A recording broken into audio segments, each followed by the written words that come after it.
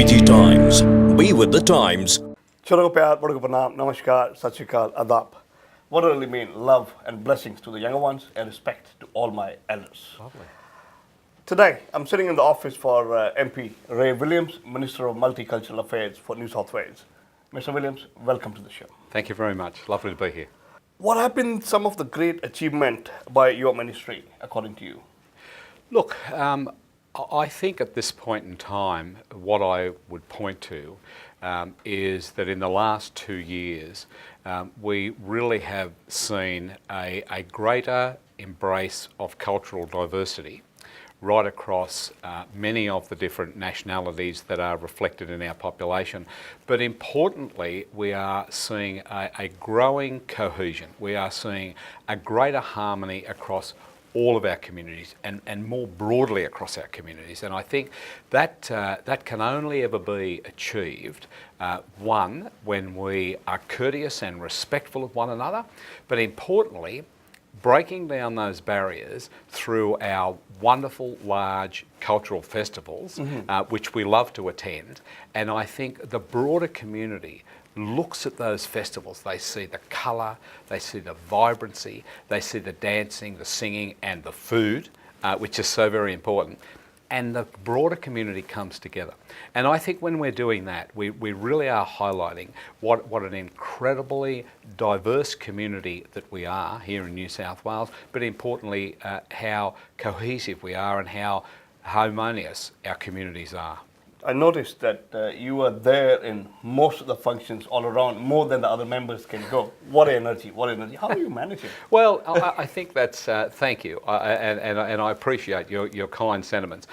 That's the role. I mean, that's the role we have to play, and we love to help and support promote those festivals, and we do that by way of the many media outlets that we have to use, but also social media, and I think what that does once again, it highlights to the broader community what a great fun time we're having. You know, everyone's working hard, everyone has their challenges, everyone's sitting in a little bit of traffic from time to time, but of a weekend, you know, we get to celebrate with our family and our friends. And the great thing about our diversity is that we allow ourselves to be able to be immersed in that important culture and heritage on behalf of the different nationalities that are reflected in our population.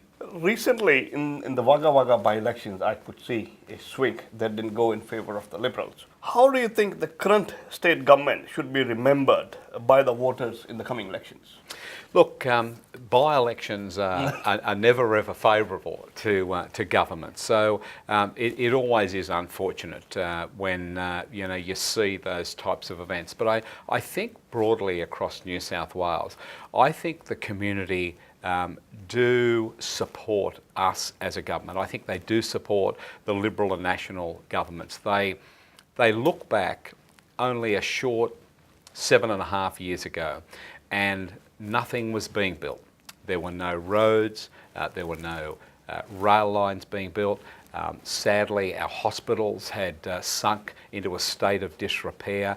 We needed new schools, and so our government has invested hundreds of billions of dollars in rebuilding that infrastructure, and at the same time we've seen this incredible growth in our economy. So through some very sound financial management, we've been able to create this incredible energy in our economy, where we have one of the lowest unemployment rates in the country in New South Wales of 4.7%. Most people have a job. Across our rural and regional areas, the majority of our growth in jobs has been created in those particular areas. But we just continue to build the necessary infrastructure which supports our quality of life. So I think the people of New South Wales, I think they see that. I think they respect us as a government for getting on with the job. It's not easy. It takes a lot of hard work, and we are a hard-working government. You mentioned before, if I'm out in the communities, well, so is our Premier, the Honourable Gladys Berejiklian. She's out each and every day, and she's promoting those new investments in roads and rail and hospitals and schools that we need to have you know, in this particular state. Do you think the announcement of injection of $100 million to Wagga Wagga went against the government this time? And Look, I just think that by-elections can be very, very tough. Wagga Wagga has been particularly well served from our government. There is a new $400 million hospital in Wagga. It was promised by our predecessors back 30 years ago, and it was never ever delivered. There's been hundreds of millions of dollars invested into roads. Go Cup Road is that road between Wagga and Tumut, which I've travelled many, many times, and it's been a dangerous road, and it's now being upgraded. There are improvements on behalf of the paramedics and ambulance stations down there as well. So Wagga, like many, many areas across New South Wales, have been the beneficiary of the strong financial management of the New South Wales government, but by-elections can be a little tough. Look, I think at the end of the day, I think there are a lot of things that came into play, but at the end of the day, we just need to demonstrate to the community that we are committed to getting better outcomes for New South Wales, and we'll keep working hard for the community.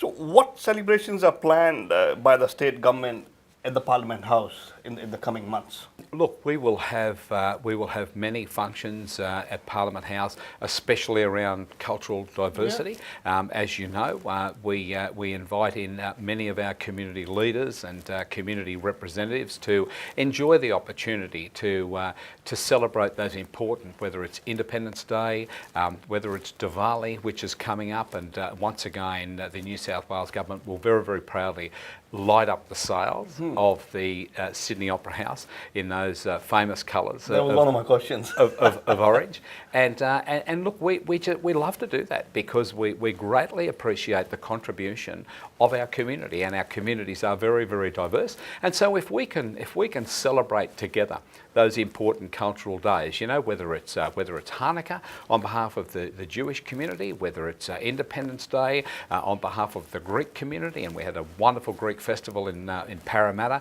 just yesterday afternoon, or whether it's the wonderful festivals of Diwali, you know, on behalf of the Indian community. They're terrific festivals, and once again, the broader community, you know, sees that vibrancy and comes out to be a part of it, and that's very, very important for the harmony of our communities. Some of your Liberal colleagues want to introduce the citizenship test.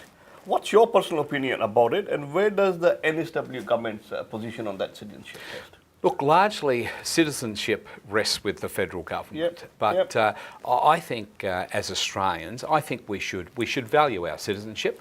We value our country, and I think we should value our citizenship. The one point that I think I've consistently made in terms of speaking English is that we always must be flexible and recognise that sometimes people can't grasp English as quickly as others. I think people should always endeavour and strive to learn English, as the majority of people who come to this country do. We know that is one of the most fundamental and important aspects of being successful in this country of Australia. But I also think we need to encourage the federal government to be a little bit flexible. I mean, the last thing you would ever want to see is someone denied their citizenship who may have lived here for 10 or 20 years, raised a family, operating a business, and contributed to the economy. Absolutely. Created and maintained employment for Australian citizens. Yeah, absolutely. They have made an enormous contribution to our country. And so I just say to the federal government, be a little flexible. Just be a little bit flexible. And I think from my deliberations with my federal colleagues, I think you're going to see some announcements in the very near future which are going to provide that flexibility so that we don't miss anybody who's making a wonderful contribution to our country. We look forward to those positive changes that you're talking. A number of people in the federal government, like the ex-Prime Minister, Mr. Abbott, has spoken a lot about cutting back on immigration. What's the position from the NSW government? Look, we know in this country that Australia has been successful on the back of migration. For over 230 years, Australia has bloomed, it has prospered under migration, and it will continue to do so in the future. I think the one point that the Premier has made, Gladys Berejiklian has said, we should be able to be part of that conversation. Yes. We should be able to be part of the conversation together with the federal government And so if the federal government is lowering, or as we've heard some remarks just recently, that they may be going to lower immigration just a little bit, or if they're going to locate people out into rural and regional areas, we as a New South Wales government should have a seat at the table to be able to discuss what resources need to be put in place, whether those people are being located out in areas of Tamworth or in Armidale or in Wagga or in Albury, where we're starting to see a great increase in the diversity of our communities. But you just can't place people there and not provide the appropriate resources. And I get around many of the rural and regional areas and I see that those resources are in place, but I think it's a worthwhile conversation. And so we can look at the opportunities that we have right across New South Wales, but I think we can also look if there are any shortfalls in resources and also any increases in infrastructure that we may need. And I take it on board that our government is investing $88 billion in infrastructure over the next 4 years, and some of that infrastructure is also supported by the federal government. That's why we need to have a seat at the table when we're talking about migration. It's a broad conversation that we need to have. We need to have a respectful conversation. First and foremost, we need to acknowledge the incredible contribution of all people who have come to this country and the contribution that they made and the incredible harmony that we enjoy across our culturally diverse communities. But we also need to understand, what is the future? How many people are coming? Do we need to build new roads? Do we need to build new hospitals or schools or rail lines? That's the conversation I think we as a New South Wales government need to have with our federal counterparts around migration. Okay, what I normally say, the people who are born here are the Australian citizens by birth. That's it. But the people who make a choice to come and make Australia as a home country are definitely one of the contributors, one of the major contributors in the economy of the country. Absolutely. Look, those people have to prove that they can sustain themselves both financially, that they have the capacity and the skills to be a part of Australia. I think 70% of the migration to Australia is under the skilled migration program. So we are seeing people that are coming to this country. We are getting the best of the best when you talk about our engineers and our doctors, and that's just a small snapshot, of the people that we require here. So I think it's important. We need a very, very sustainable migration program, but we do need to have those conversations together with our federal counterparts as to what role we can all play together in making it the best possible migration on behalf of everybody. Wonderful. I still remember coming back in February 1995, choosing Australia to be the home country. I love it. Fantastic. I love it. Well, you made a great choice, and I'm glad you came back. Thank you. If the federal government decided to push the new migrants to go to the regional areas, which New South Wales regional areas will be your government choice? Look, I suppose I'm a little bit biased because I love all of New South Wales, and I have seen firsthand some of these great areas, and I've watched them grow throughout my lifetime, and there are some incredible opportunities in some places. If I pick out some of the major centres, if I picked out Tamworth, or I picked Armidale, or I picked Dubbo, or I picked Wagga, or maybe I'd pick Orange and Bathurst, a little bit closer to home, or even Goulburn. The one thing that I could say, and even Wagga, because Wagga has an opportunity down there with a very, very low unemployment rate. So Wagga at the moment has unemployment below 3%. So we've seen this incredible increase in employment across all of those areas that I've just mentioned. So one, there's great employment across those major townships. Two, there is the opportunity to be able to purchase land or to be able to rent a property much cheaper than you can even in Western Sydney. So I think there's great opportunities for people to become established earlier, and it may well be the case when they do establish themselves that they remain in those regional and rural areas. So I wouldn't pick one over the other. But I know some of the settlement programs that have been put in place have been very, very successful. And if you travel as much as that I do around New South Wales, you will see this incredible increase in diversity right across. And it's not a particular nationality. I look at Tamworth, I was there last year. Tamworth has in a 60,000 population around about 60 nationalities reflected in their own local population. So it just goes to show that strength of diversity, which just adds to the richness of diversity in those particular towns. But I think once again it's an important conversation that together we can have. I think we can work in partnership together with the federal government to be able to highlight where those areas are, and I think that will be a great benefit to everyone. The other thing is that many of those rural and regional areas have wonderful universities. So for young people, they don't have to necessarily worry about not having the best universities. There's some incredible universities spread right across rural and regional New South Wales. So I think there are some really good opportunities in the future that we can all look at. I look forward to that. Fantastic. On behalf of New South Wales government, would you be welcoming all the new international students coming and studying in New South Wales and settling in New South Wales? Look, we have a great opportunity here with our educational resources. We have some of the highest educational standards anywhere in the world. We are one of those choice places for young people to come and study, and that's recognised broadly around the world, and that adds considerably to our economy when these young people come and stay. Obviously they have to find accommodation. Yep. So the moment that they land here, they are contributing to the New South Wales and the Australian economy. I think it's a very, very strong sector.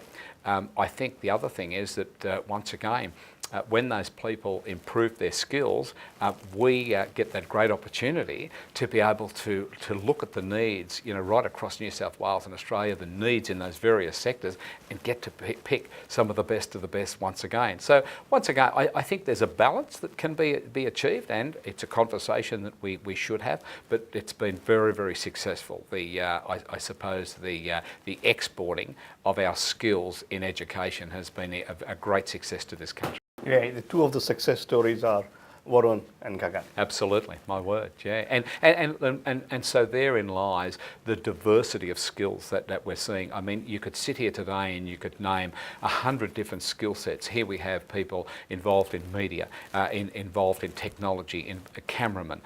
That's just one sector in itself. But you look broadly, across New South Wales. You look at our growing involvement in technologies, in robotics, and different systems, in information technology, in banking. There are just so many areas where skilled migrants can play a significant role, and ultimately those highly educated students, when they come here and they gain those qualifications, they play an important role in helping to build Australia into a greater country. Lovely. Thank you so much, Minister. Before we wrap up, any message for all the ethnic communities in New South Wales? Well, I just say very, very clearly, thank you. Thank you from the bottom of my heart. I greatly appreciate the support that you have shown, not only to embracing your own important culture and heritage, but to your commitment for harmony. We as a New South Wales government cannot ask for anything more than for our communities to work hard, to raise your families, to enjoy the prosperity in this state and indeed in this country, but be respectful of one another. I think that's the most important message. Our social cohesion is so important. The stronger and more united we are, the greater country that we will be in the future. So to everyone, from every diverse community, can I thank you for the role that you all play and your commitment to harmony and peace across our communities. Thank you so much, Minister. Pleasure. Thank you so much. Thank you very much. Dream big, achieve big. Gemco Sydney. Any course, any uni. www.gemcoaustralia.com